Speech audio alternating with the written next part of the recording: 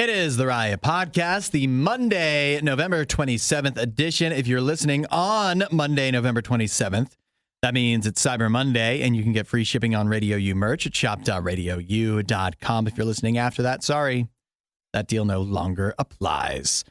Today in the show, I think guys show remarkable restraint. When we talk about Ohio State, I get Isaia to defend Ryan Day, the coach of the Buckeyes, and why some people want him fired. Isaia explains why he shouldn't be fired. I tend to agree, but I didn't gloat. Well, that would be a wild thing to do. Why? Because you're not a Michigan fan. No, but you know who I am a fan of? Anybody who plays the Buckeyes. Yeah, but if I hated the Packers, would it be right to kick you on your worst day? That'd be a low blow. Would it be? You know, because it means so much more to me than it does to you. I don't know if that's true, actually. It is. I think do I get more happy when the Buckeyes lose, or do you get more sad? It's hard to say. No. It is. I've been an Ohio State fan since I was 0 days old. I've been an Ohio State hater since Jim Tressel was the coach. Yeah, but I think that your hatred, I invest so much more in the team than you do. You know, I have so much more invested. I pay money to buy things for them. I go to the Horseshoe. Well, how can I show my hatred? I can't buy anti-Ohio State stuff. Can hate ever be stronger than love, you know? Well, think about this. If Ohio State had won, I would be more upset than you would be happy. I don't know. It'd be tough. I guarantee. Really? Yeah, I'd be real upset. I don't know if it evens out that way. I didn't realize your hatred was so strong. I knew you didn't like Ohio State, but I didn't realize, because you're not a college football fan. You're just an Ohio State hater. I'm not a team fan, but I follow it all season long. I watch every weekend. Yeah. So like your team is just against Ohio State. Yeah, that's your team. I guess in a sense makes me a Michigan fan by default. Yeah, that would make you a Michigan fan. But, so are you ready to take, because it's not really fair for you to not have a team, you know? Why not? Because you can't be a Michigan fan. I'm just a fan of the sport. Even though the sport actually enrages me to no end. Yeah, it's a tough thing because you never have, your bad days are when Ohio State wins. Mm-hmm. That's your losses, I guess. Yeah. So you're a fan of a team that's 1-11. Yeah. That's a tough fandom. No wonder you're so grumpy about college football. Yeah, it's true. But when you think about it this way, though, I think I've said this before about sports. When you cheer for one team and then they don't win the championship, you've got a 1 in 30 chance, like in a pro sport, of your team winning the championship. Otherwise, you end the season probably upset. Yeah. But if you cheer against a team, if it's Ohio State, granted, the odds are they're stacked against you a little bit as a cheer against them. But, most of the time I wind up ending the season happy, especially now. Oh, you do? Yeah. Yeah. So, you know what? Honestly, the rest of unless Ohio State makes it into the playoff, which is now unlikely, I'm going to consider this college football season generally a success. Yeah. You have look back on it fondly. You have about a 99% success rate. Yeah. In college football. So I think this is actually a good way to be. It's a lot less, I would say you're a lot less invested, at least. You know, you're always going to end the season happy for the most part. Where my season as a traditional fan will always end in sadness. Yeah. Where yours will always end in happiness. Yeah, so I think I figured something out. No, it's a good thing. I think fill my heart with hate. Yeah. And, but then let that hate turn into happiness at least once a year. Yeah, I think I think when I was talking about this over the weekend is... investing in sports is such a lost cause, you know? Yeah, it doesn't make sense. It never does. And so if you're gonna be a new fan of a sport, you should do it the way Hudson does, where you just hate a team. Yep. You hate a team, hate it's players. Even easier if you just pick a bad team to start off with.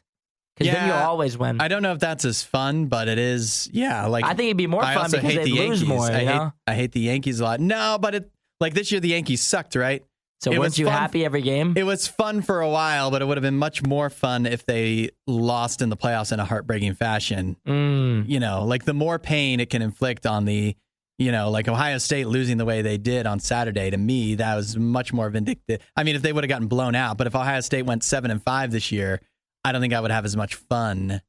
I don't know. It's tough to say. So, when we tough to say. If we had won the Natty, the weird thing is, as I wouldn't have felt, because you feel a win over me today as an Ohio State fan.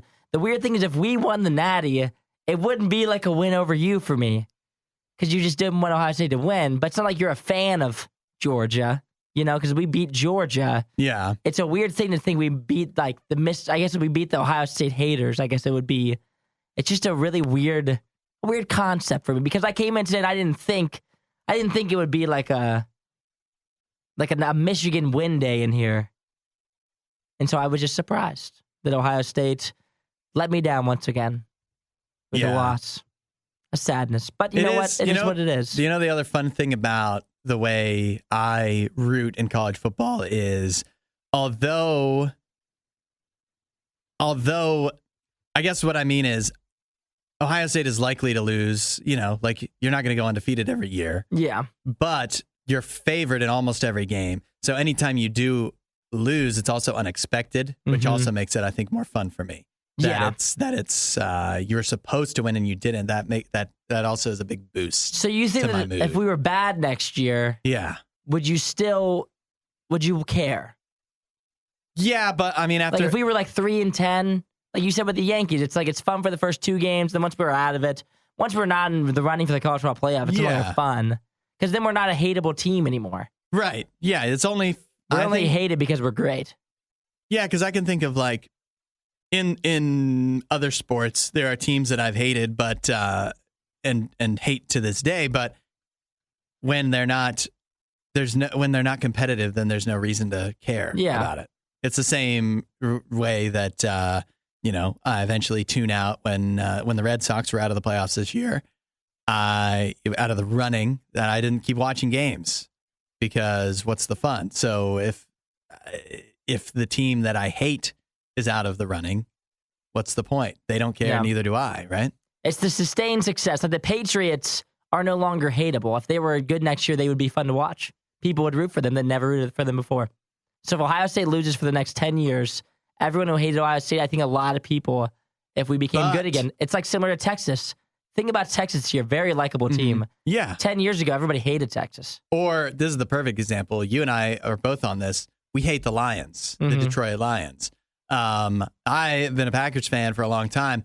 I didn't like the Lions because they were our rival, but they were never competitive until this year.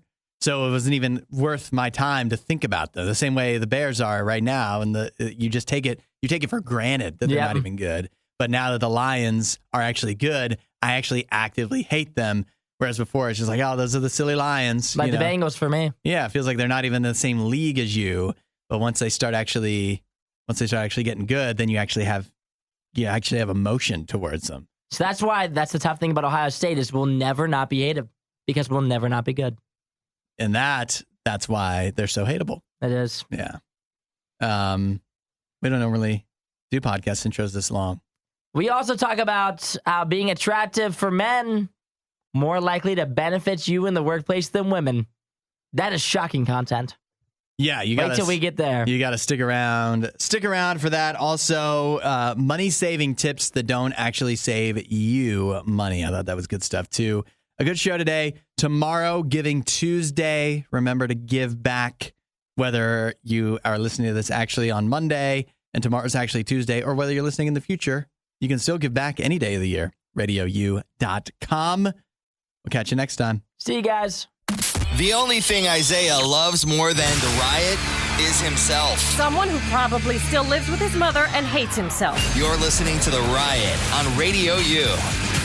I want to share this little PSA. I think this is a good time of year for people to know this. You know, a discount tire? Did you know that if you go there, they'll check your tire pressure for free? Makes sense. Yeah, that's a nice thing they do, isn't it? But some people aren't exactly happy about this. There's a TikTok going around of a guy driving away from a discount tire. Maybe he was just there. Maybe he wasn't. But he's complaining because there is a line of cars lined up, presumably to get their tire pressure checked at Discount Tire, and he thinks these people are lazy. You think it's a lazy act to go get your tire pressure checked for free? No, that's not a lazy act. That's smart, isn't it? You just don't have a gauge. Yeah. I mean, they're not that expensive. They're not that expensive. But if you don't have one, you don't have one. And these could all be 16-year-old girls going to get their tire pressure checked because their dad said to go get it checked. That's possible. They could also be elderly and, doing that kind of car maintenance is difficult for them. There's a lot of reasonable or they could just be normal people like you and me that would like somebody else to check their tire pressure, because not only does Discount Tire, this is starting to feel like an ad for Discount Tire. It's not. But it's not like you had to pay for it, so it's free. Yeah, that's right. It's a We're great telling deal. you to go there for free. Go there. But Discount Tire, not only do they check your tire pressure, they also check the treads. And if your tire pressure is low, they'll fill up your tires for you, which that's the real bonus. I don't mind checking the tire pressure myself. It takes like 30 seconds. In fact, I don't usually tend to even need to check the pressure because it's a little alert in your car for a lot of people. But the new cars, it tells you exactly how much is in every tire. Yeah. But but most people, I guess, don't have that convenience, so they go to Discount Tire. But filling it up, that's a big bonus, because you either have to, and people pointed this out in the comments on TikTok, is that if you do have a low tire, you have to drive around on that low tire trying to find a gas station or whatever that has an air compressor and newsflash. Half the time, those don't work. You got to find where you fill your tires up at. Like, you need a go-to spot. Yeah. I have a go-to spot where it's free at a gas station. I do too. Yeah, right around the corner here. Get Goes. We can just say it. Not an ad. It's free. It can't be an ad. It is. Yeah, it's free. However, what would you say the percentage is of the time you go there and that is not working? Mine always is working. It's always working. Huh? I used to drive on a flat tire pretty much every day. I had to fill up every morning before I came into work because I had a hole in my tire that I hadn't fixed for a while, and it works every single time. But that's because I have a good one. Yeah, you do. This one over here, and and in my experience, I've had times where I've had to go get tires filled. The compressors are often not working. I think depending on where you live, I guess, there's a fairly good shot that you might have to go to multiple places to find one, especially if you're going to the ones that fill it for free. And so it's just easier to just go to Discount Tire. I didn't know they filled it for free. I didn't know they did all this. So this is actually, although not an ad, was actually very helpful to me too. If I ever need my tires filled, now I know where to go. Wait in line. It's a long line, though. Yeah, that is a long line. I wouldn't wait in that line. A lot of people need their tires filled, apparently. Disinformation, mispronunciations, bad impressions. That's Hudson. This is The Riot on Radio U. We're in the midst of useless knowledge. Today's theme, is it Jaleel White or Family Matters? It's Jaleel White. It's Jaleel White. And a mix of Family Matters. I don't know what other questions you might have about Jaleel White, but Isaiah's got I got some. So the useless knowledge question of the day: in the show's 4th season, one of the characters was seen walking upstairs but never comes back down. By the time season 5 rolled around, that character was no more, as the actor wanted more money, and so she was never mentioned ever again throughout the remaining seasons. All right. I'm not going to get the character's name because I don't know any characters in Family Matters. I never watched it. I mean, Urkel, of course. But I think the actress was Felicia Rashad. Unfortunately, incorrect. The actress's name, Jamie Monet Foxworth. And what's she doing now? Doesn't say much. So it didn't work out well? Doesn't seem like it. Her name was Judy Winslow on the show. But yeah, not much ever since, unfortunately. We had some people text that incorrectly. Let's hit some rapid fire. How many seasons were there of Family Matters? Probably like 7.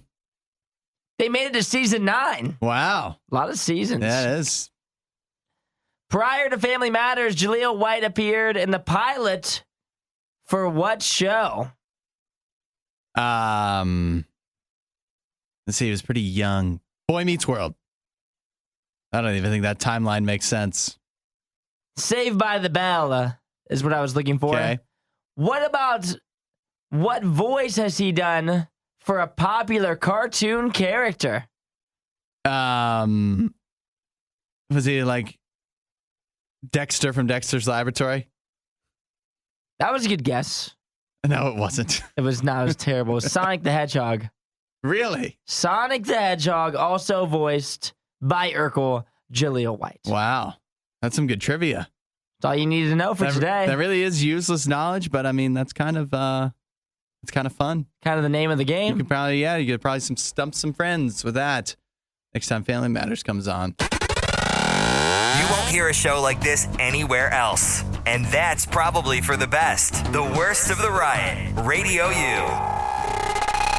The game, it was Ohio State versus Michigan, and a crushing blow for Ohio State. They lost to Michigan, despite Michigan being without Coach Jim Harbaugh.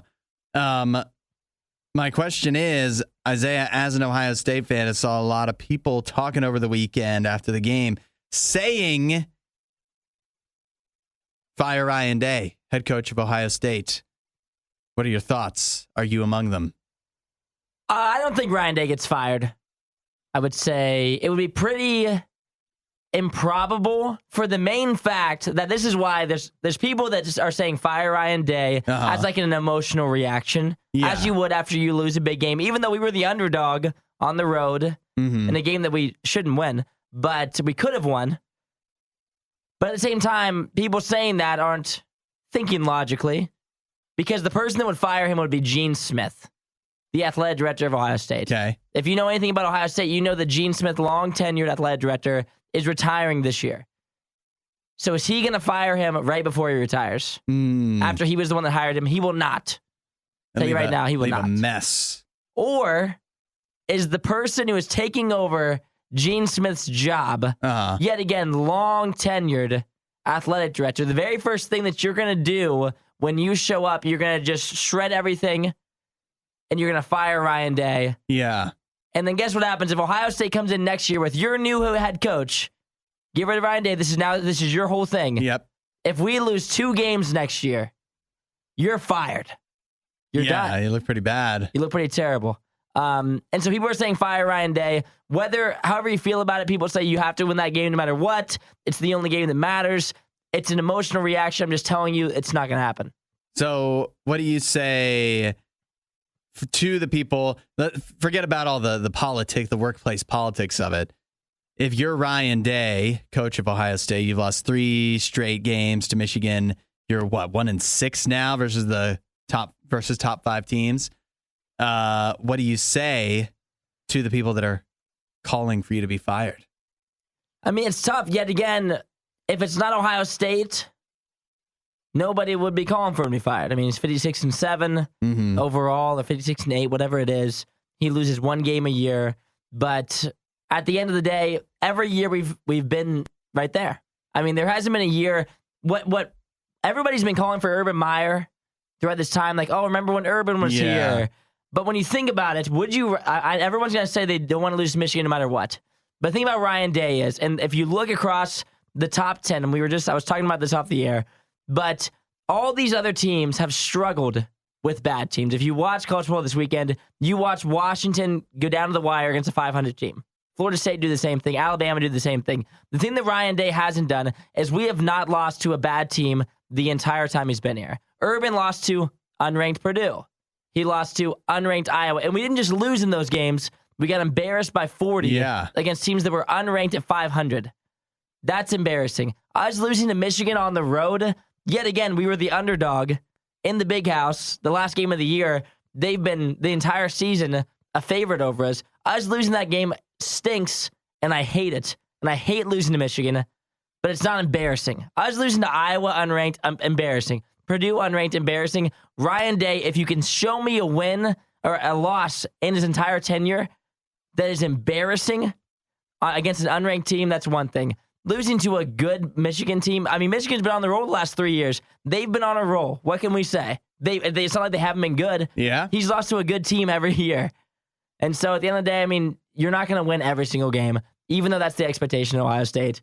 It's just not going to go that way. That's a pretty good defense. You would think so. Yeah. But people, yet again, if you lose, and I understand, I don't want to lose to Michigan. I would rather lose any other game than Michigan. Mm-hmm. I would rather lose to an unranked team, which stinks. But Ryan Day has not slipped up in a game that we should win by a mile. The only games he's lost are games that we've probably been an underdog in every single time. Yeah. I was prepared to also come in here and defend him because I want him to stay so they keep listening to Michigan. But that said, if I was him, I'd be like, we're 11-1 every year. What do you want? What do you want from me? And people say I would start gaslighting people. Be like, you're the one that cares so much about the Michigan game. I just want to win. I don't care who it's against. And people say too, they'll say, this is Ohio State. What we could just get someone better. But you look every single year, there's someone who gets hired that's supposed to be better, like Jimbo Fisher, Chip Kelly. Look at these schools that are hiring these big names, and they go and they stink. And Ohio State, yet again, is completely ridiculous. From Jim Tressel, Urban Meyer, Ryan Day, doesn't happen anywhere else except for here. If you think we can just go buy someone else, why would anyone want to even coach here? We lose one game a year and you're on the hot seat. Why would you take this job? I would not take this job. No matter how glorious it is, you might win a college football playoff national championship one in every 8 years because that's how it works in college football. If you lose one game a year, you're completely done for. And why would you want this job? you think, too, as far as keeping Ryan Day is concerned, everything could just flip next year anyways because who knows what Michigan will be like. Michigan might still, maybe it's Sherrone Moore, who obviously did a great job. Maybe Jim Harbaugh for some reason stays, or maybe the program is in shambles next year, and Ohio State could be right back to their dominance. So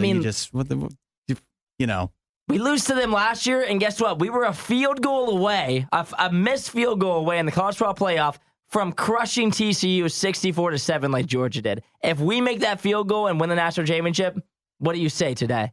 You say we just won the Natty last year.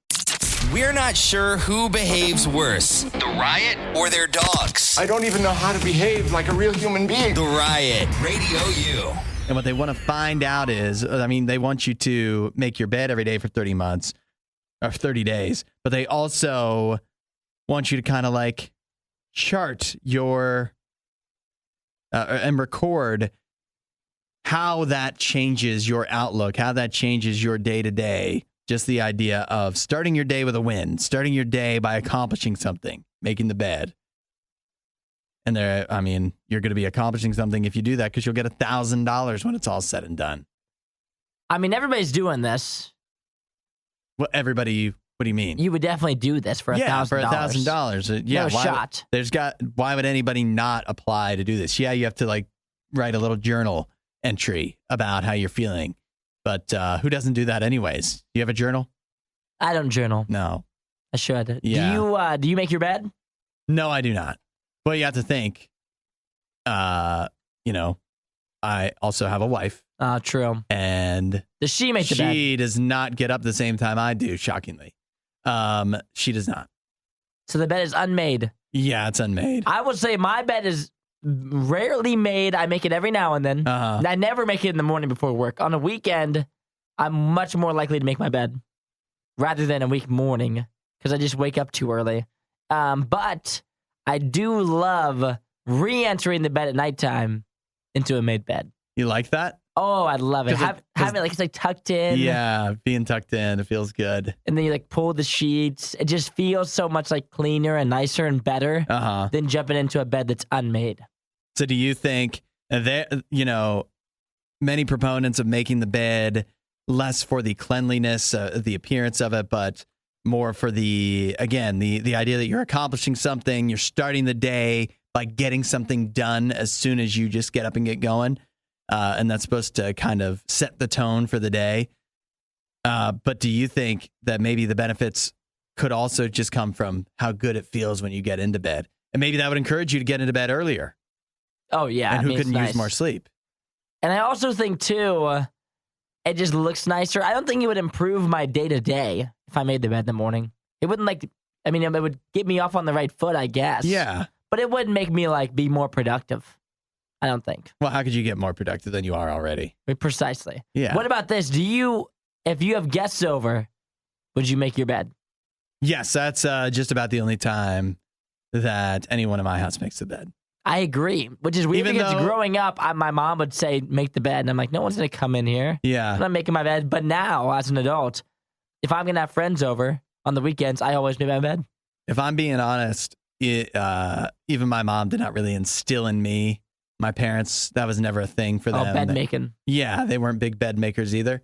I mean, their bed was usually made and fine, but it wasn't like, you guys, I think they were just happy to not have toys on the floor. So. We had to make it every morning before we left for school. Wow. And in so my family. If you go back to that time, do you think you were more productive then or no had like a better attitude? But my bed was always made. Yeah. My mom would either help me make it, she would make it, or I would make it. What good did that do you? I make my bed sometimes now. Well, if you want to apply for this, the $1,000 to make your bed for 30 days, let us know at 8772 RadioU. We'll hook you up with the link to sign up. But you're going to have to compete against us because I want this $1,000. The only thing Isaiah loves more than the riot is himself. Someone who probably still lives with his mother and hates himself. You're listening to The Riot on Radio U. Get a load of this. You know the stereotype that like attractive women in the workplace can just get by on their looks? Oh, she's cute. That's why she has that role. Yeah. That's why she got the promotion, whatever. Check this out. Apparently, attractive men actually benefit more from their looks in the workplace than attractive women. Study finds. Score one for us, baby. Is that though? I mean, how else do you explain me being in this role? There you go. According to a groundbreaking study that was conducted by the Polish Academy of Sciences over a 20-year period, they found that attractive men are more likely to attain better jobs and make more money than similarly desirable women. So obviously they had, like at the beginning of the study, they had the attractiveness level of apparently it was 11,583 workers to be exact. They had that rated. And then they kind of kept track of everybody.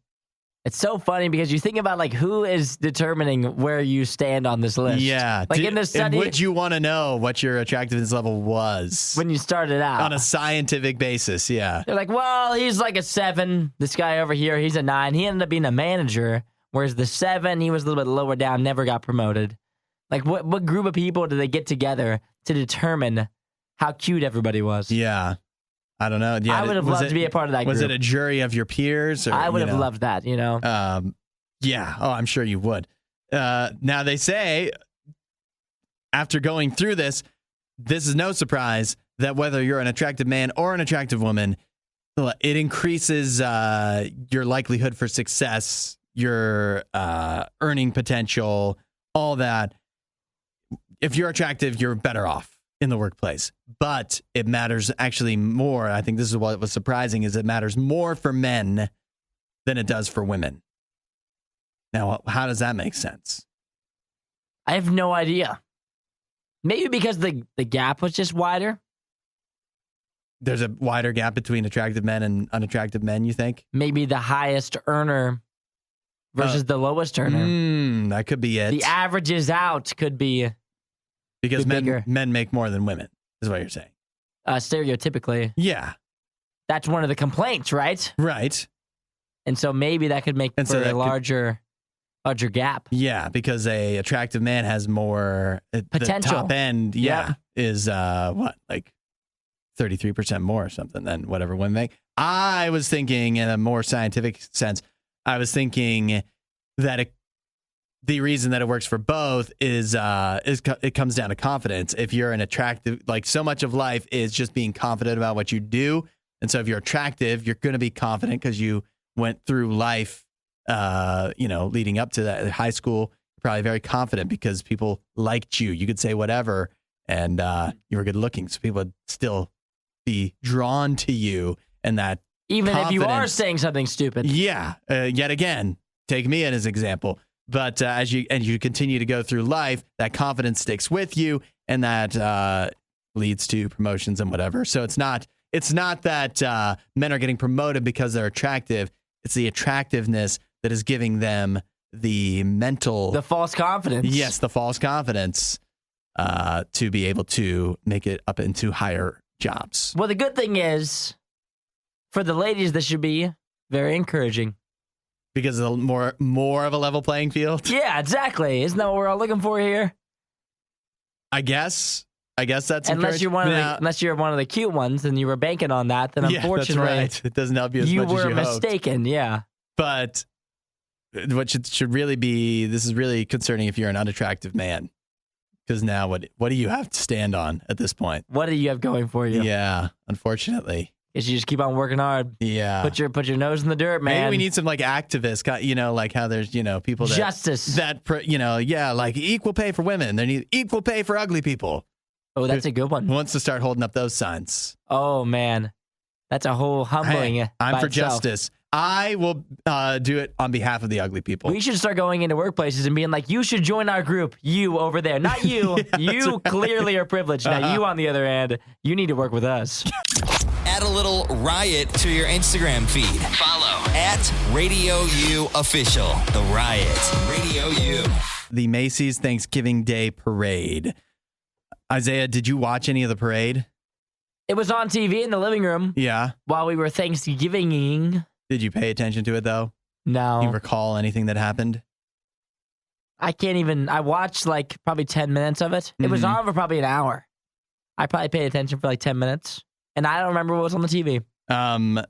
Apparently, although we missed talking about it, that was a big error on our part because more people tuned in to watch the Macy's Thanksgiving Day Parade than ever. It was the most viewed version of the event. 28.5 million people watched the Thanksgiving Day Parade this week. That's unbelievable. Is it? Because I always just kind of thought that everybody always had it on. I mean, it's on. But yeah, 28 million who actually sat down and observed the parade. No chance. If you pulled that 28.5 million, I think maybe half of them are able to recite anything that happened. Yeah. I was thinking... They probably counted me in this survey as someone who watched it. No, you count. You watched some of it. I mean, my eyes were on it for a minute. I mean, it's the same, though, this time around versus every other time. That's what people filter in and out. Yeah. It's just always on. But this year, more people had it always on. More people filtered in and out than ever before. I don't know why that would be. Maybe less people, I don't know, out and about for Thanksgiving this year. More people just hanging out, just sticking around home, would you say? I don't know. They also said more people travel, so maybe not. I don't know. I'll tell you, I watched a few minutes of the parade, and it was enough. I don't like the Thanksgiving Day Parade. I don't like parades in general, but particularly the few minutes I watched were enough to make me leave.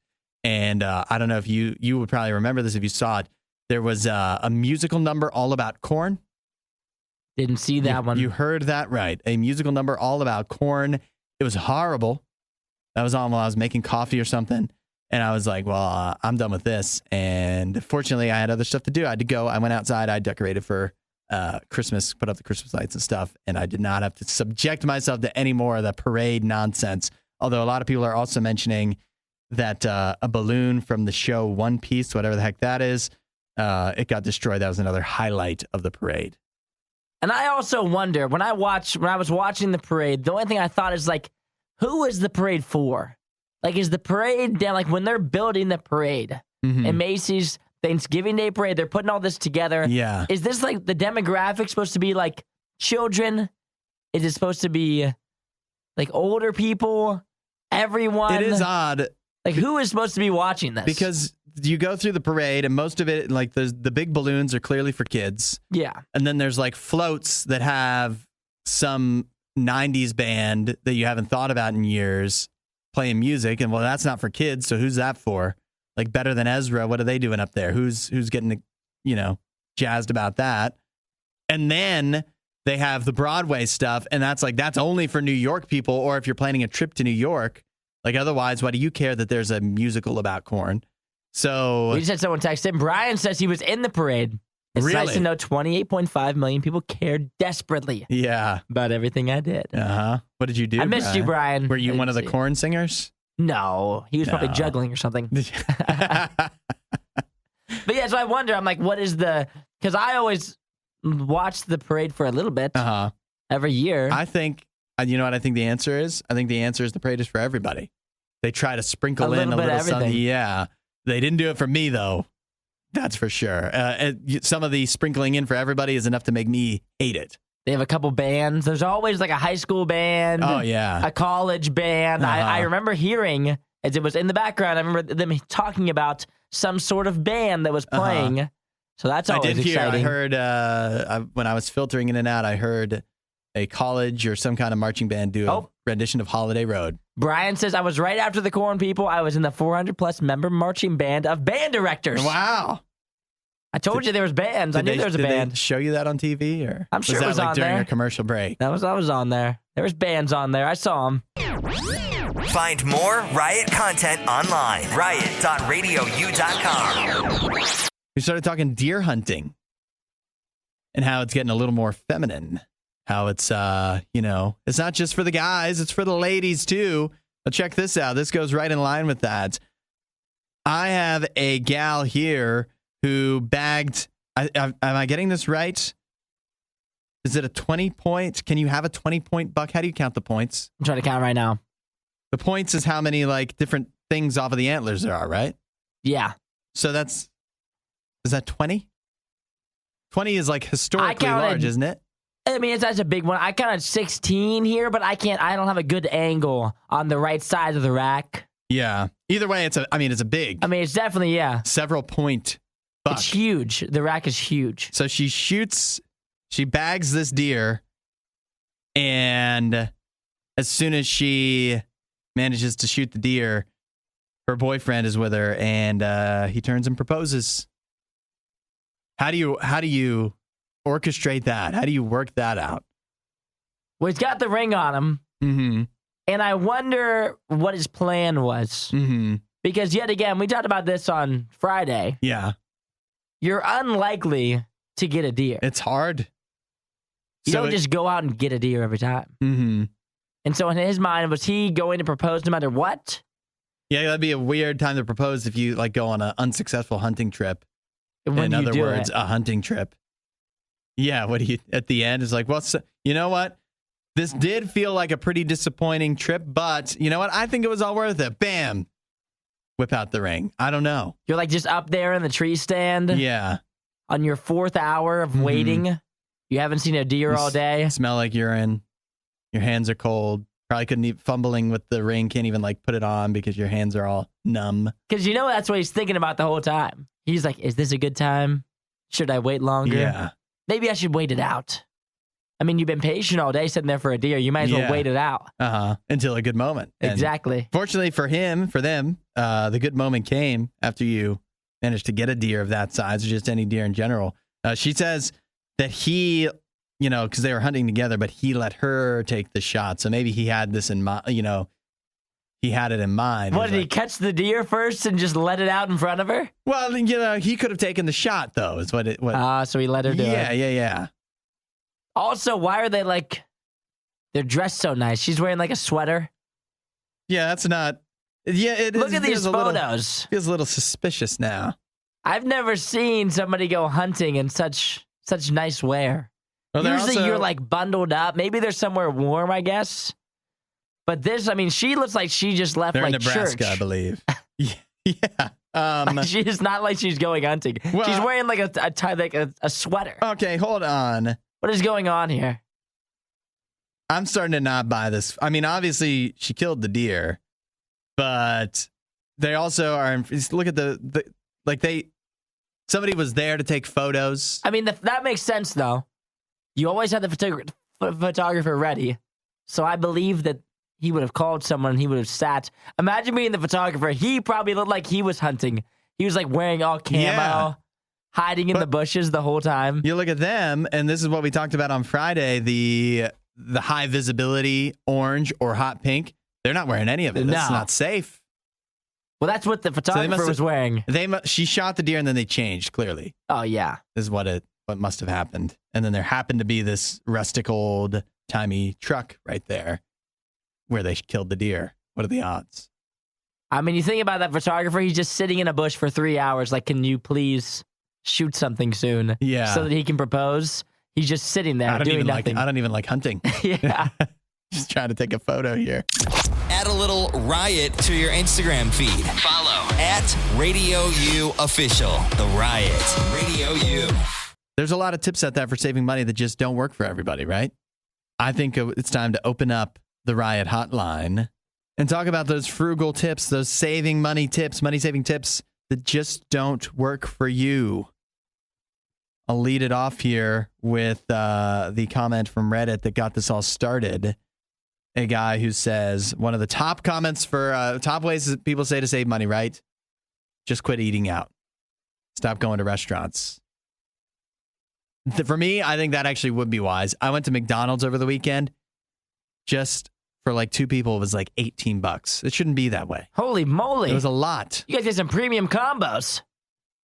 Yeah, well, the drinks are now like almost $2. Oh, you can't get pop. That's No. crazy. Yeah, but my wife always does. She loves the McDonald's pop. It hits differently. Sprite, yeah, it's good.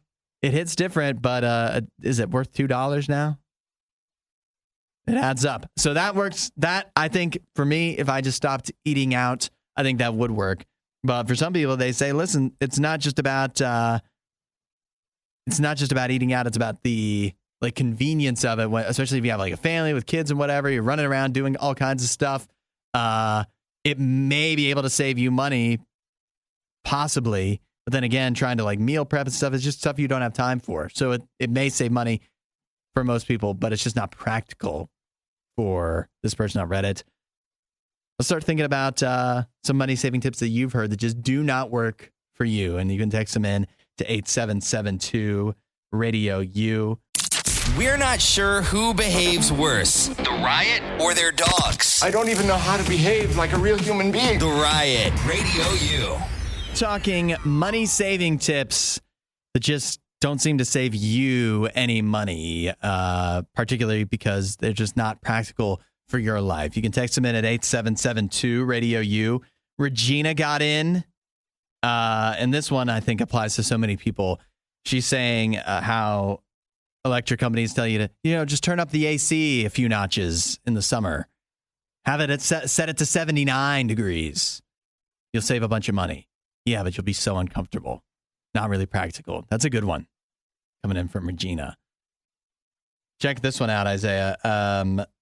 Mackenzie says, just go outside for free exercise. Again, it comes down to temperature. Go outside for free exercise. Yeah, but as hard as it is to work out, normally it's even harder to work out when it's either freezing or 100 degrees outside. Like if you don't have a lot of motivation to work out, you're going to have even less motivation when you have to do it in terrible temperatures. So that's a good one. Yeah, that would not be one for me. I would not be able to do that. Yeah, just go to the gym. You can get a cheap gym membership. That's probably if you live anywhere where you are concerned about the climate. Anywhere where it's hot. Yeah, just go to Planet Fitness. Planet Fitness, it's a scam, but it also you can get your money's worth out of it because it's not super expensive. Nate, I like this. Have you ever heard of the 50-30-20 budgeting technique? Go ahead and give it to me. 50-30-20 budgeting is where you put 50% of your take-home income on needs. You put 30% of it towards wants and 20% towards savings. But Nate says it doesn't work when 50% of your take-home income is already debt. It doesn't leave a lot for anything else. Yeah, then you've got like a million other things you're spending money on. Yeah, but the problem is, I think this is true, a lot of money-saving techniques come down to, well, if you are already in debt, you just need to make more money, is what it comes down to. Like, There's not a lot. So, I understand it. That would be a frustrating one to see. I didn't know about the 50-30-20 rule. It sounds like a really good technique if you're making a lot of money. If you're already good with money, you're in a good spot. Or even if just like you're your salary that you're taking home every week is a lot more than your actual necessities. Yeah. But when your needs are so high, it doesn't work as well. Or your take home is so low. The one I thought of that does not apply to me whatsoever, money saving techniques that just don't work for you. For me, it is Costco, Sam's Club, like those kind of stores, because it's just me and my wife. We don't need to, the majority of the stuff, we don't need to buy it in bulk. It doesn't help us to, I mean, I guess it'd be good to have, save a few bucks by buying toilet cleaner in bulk. But by and large, like, you're going to get your most bang for your buck when you're buying food that way. And two people can't go through food that quickly. This one doesn't apply to me, but I know a lot of people that would stand by this. A lot of people say, like, buying the cheaper, like, bathroom stuff, like lotion, shampoos, stuff like that, any skincare products. For me, I could do that because I don't have, like, super sensitive skin. But a lot of my friends, they would never cheap out on lotion or any kind of product like that. Yeah. Because it would just mess up their skin so bad they could not do it. Yeah, it's different for different. I know, like, with shampoo, too, like that kind of stuff. Now, shampoo, I have a specific shampoo that I buy. Yeah. That works for me that I wouldn't do a different one. But for lotions and stuff like that. Yeah. For lotion and stuff like that, I couldn't. I could do whatever. Yeah. I could do the cheap ones. Now, all these money-saving tips, we say that these are, we're saying they don't necessarily work for us, so they don't work for everybody. They're still good tips. I mean, if you got a big family or something, Costco makes a lot of sense. But as an individual or as a, just a couple people, that kind of thing.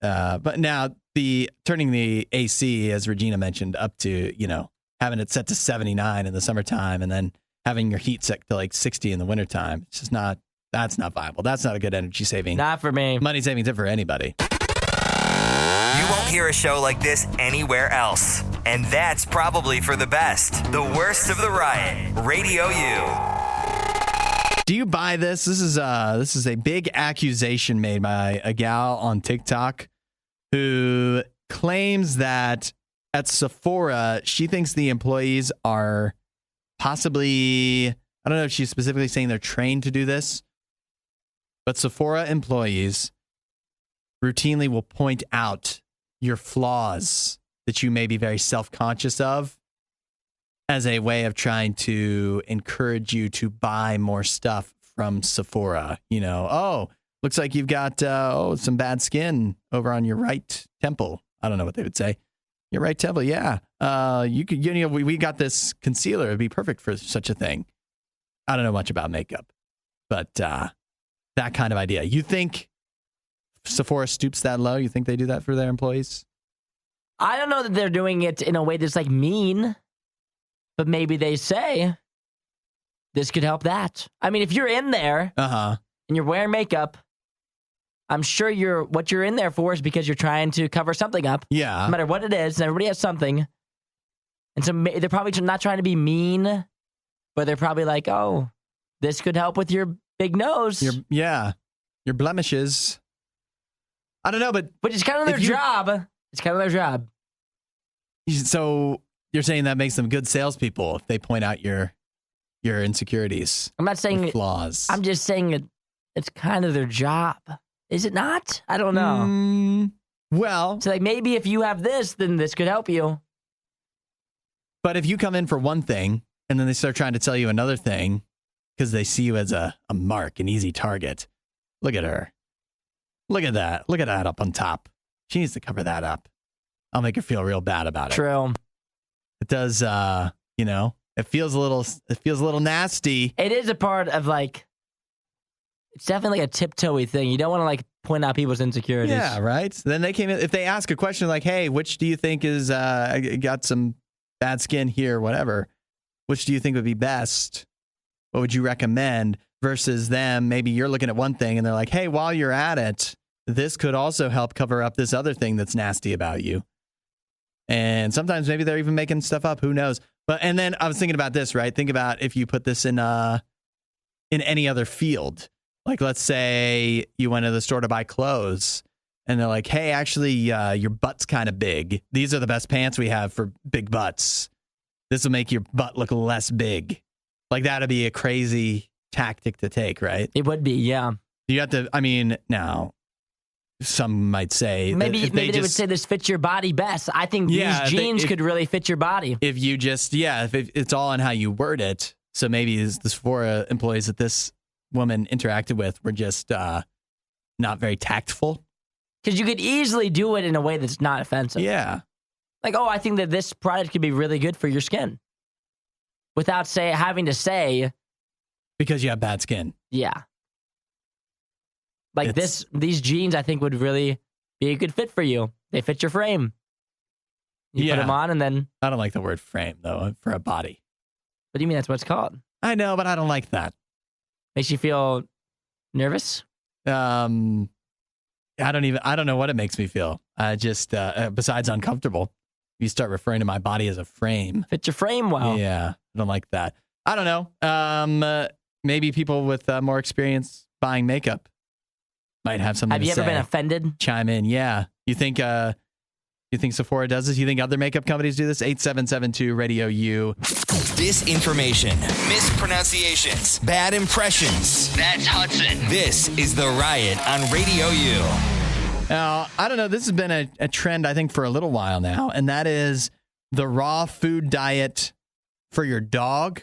I know some people, like humans, do this too, but it's really taken off for pets, particularly thanks to one creator, Kayla Kowalski Nutrition. On TikTok, she started a while ago feeding her dogs a raw food diet because she didn't think that kibble was really the best way to go.